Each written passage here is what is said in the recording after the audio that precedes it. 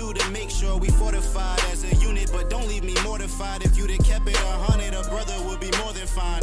Gave you more than time, gave you some peace of mind. That's why I got some qualms about the way you treated mine. You came close to doing damage to my third eye. Hey guys, welcome back to another video. Today we have top 10 Reincarnation Manhwa. For some reason I thought I already had a Reincarnation video on the channel, but apparently I don't. So while this video may have a lot of known works, I still hope you can find some works to read. If you want to give me ideas on what type of videos to make or even recommendations for me to read, make sure to join our Discord community. The link is in the description. Number 10 comes with The Reincarnated Assassin is a Sword Master. Raon is a former loyal assassin for House Robert, who seeks revenge after being killed by Dyrus. Reborn in House Siegheart, Raon inherits powerful skills and knowledge, including the Fame Link technique, while grappling with the curse of Bitter Frost slowly killing him.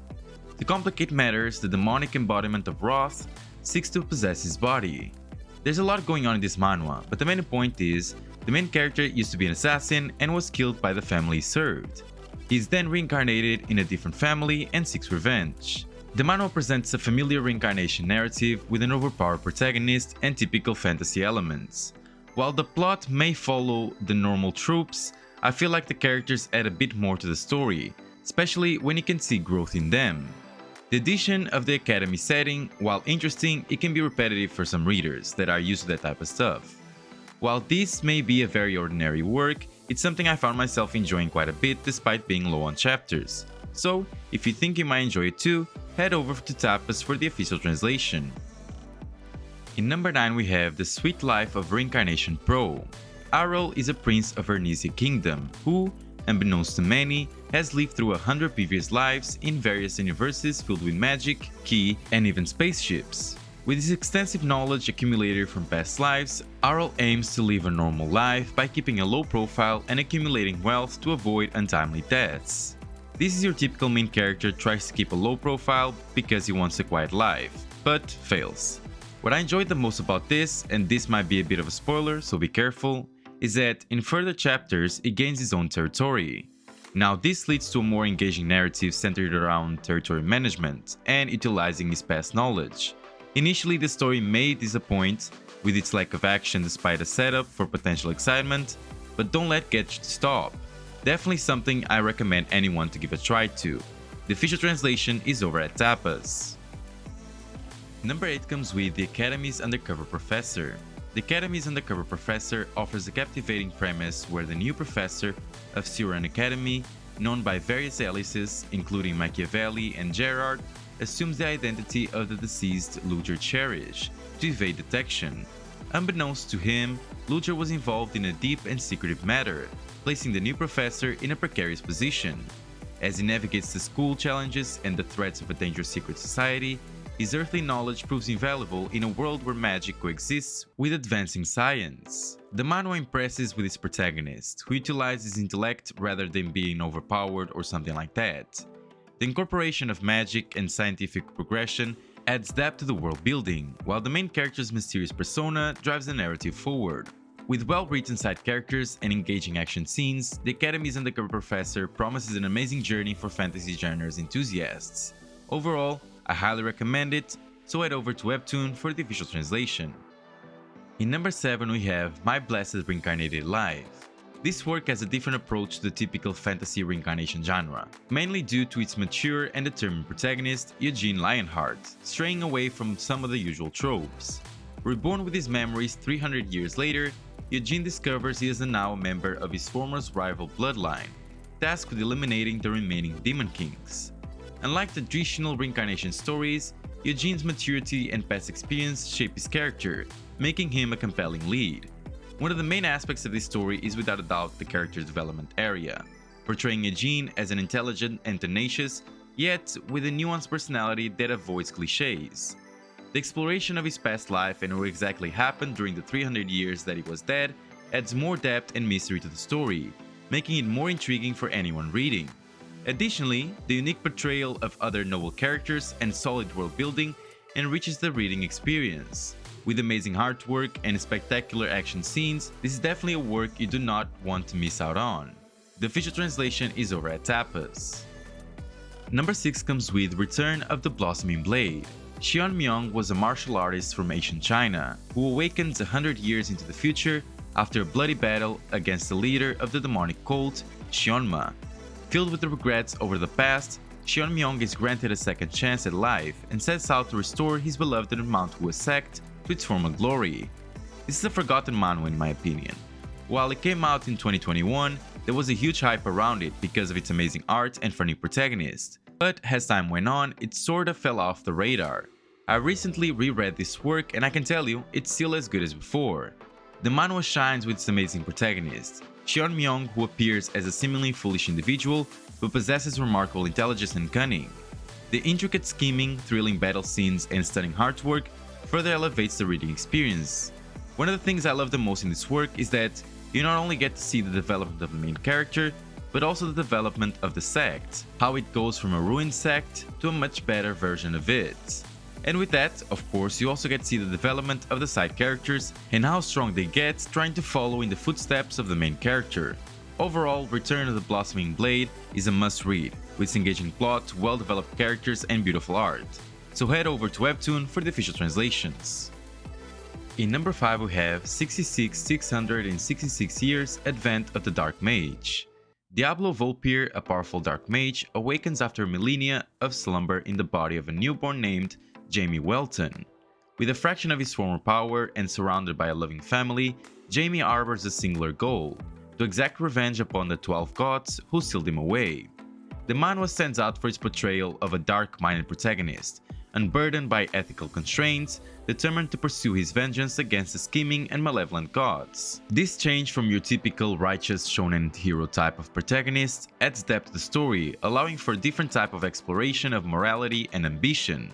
I appreciate the consistency in the protagonist's characterization, as he maintains his ruthless personality despite the peaceful environment he inhabits. The art being a bit darker fits his work perfectly, helping you, the reader, immerse yourself in the story. Overall, this work presents you a different type of protagonist than most, focused on revenge and questions of morality. It makes every single chapter feel like an unique one. Definitely something a lot of you will enjoy, so head over to Webtoon for the official translation. Number 4 comes with Descent of the Demon Master.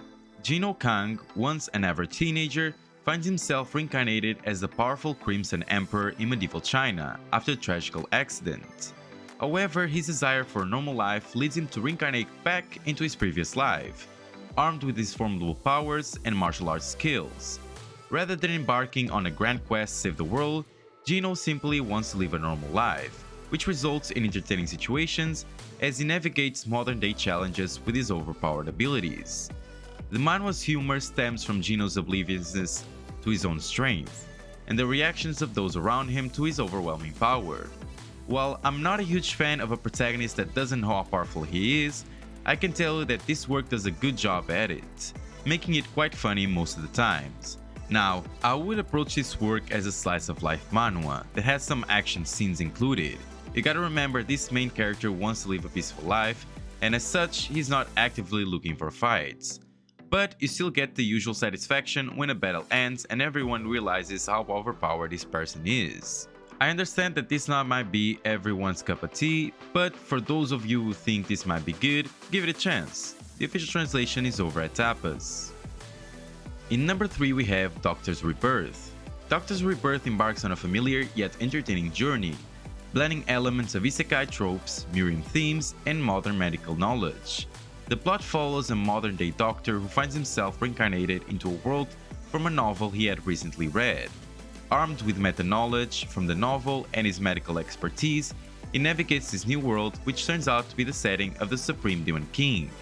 The protagonist's fortunate encounters and swift rise to prominence may border on cliché, but it adds to the enjoyment for fans of the genre. His ability to make deals, save important characters, and establish himself as a skilled healer keeps the narrative engaging. This is one of my favorite reincarnation stories. It's really hard to balance a character with modern knowledge, especially in the medical field, but this work does a great job at it. The main character not only continues to utilize his past knowledge, but he also learns medical techniques from this new world. While overall the story may not be the top of the line in terms of originality, it makes up with solid story and amazing characters. and personally, I do enjoy the cliches on this work. There's no official translation at the moment. Number 2 comes with Reborn as a Scholar. Reborn as a Scholar offers a different take on the reincarnation genre, blending elements of martial arts prowess with a lighthearted and humorous tone. The plot follows Zhenwu Wang, a former ruthless warrior reincarnated as the eldest son of a prestigious lord with aspirations of becoming a great scholar. However, Zhenwu's love for martial arts and penchant for danger persists, conflicting with his father's wishes. The manhwa explores Zhenwu's journey as he grapples with his inner desires and societal expectations, providing a mix of warmth and genuine care amidst the comedic background. The protagonist's transition from a harsh life to a loving family dynamic is heartwarming, and you can experience his genuine happiness in these new experiences. He struggles with the perception of society based on power, money, and status. It's something that adds depth to this already amazing narrative. Overall, while this might not be the best of stories, it's still a very good one, and I'm sure plenty of you would enjoy such story. So head over to Tapas for the official translation. And in number 1 we have Rebirth of the Ultimate Master. This is an amazing work that I feel like it doesn't get enough recognition. The main character was a former martial emperor and gets reincarnated into a failure young boy. Not reincarnated in the far future, but only a few years after he died, which means most of his connections or even disciples are still alive. The plot follows the protagonist as he turns his new body from a failure to a complete genius overnight. Of course, we have seen plenty of works like this, but the big difference here is the fact that this story is very well written. From a ruthless main character to an amazing and complex world building, I feel like this story touches every single important part of how to make a good cultivation story. You still get the usual I'm overpowered type of main character, which for me and a lot of you is something good. Besides all of that, you still have the comedic moments. Actual comedy that will make you laugh out loud, something simple like facial expressions from someone who just found out the main character is a genius in alchemy, but that it adds so much to the story. Without a doubt, something I would recommend to anyone that enjoys a good cultivation or martial arts manhwa. The official translation is over at Tapitoon. Now guys, this is the top 10 Reincarnation Manhwa. Did you find any manhwa that you haven't read yet? Did you like it? If this video helped you in any way, leave a like and subscribe to the channel, and don't forget to activate the bell so you don't miss any of my videos. Thank you so much for watching, and I'll see you next time.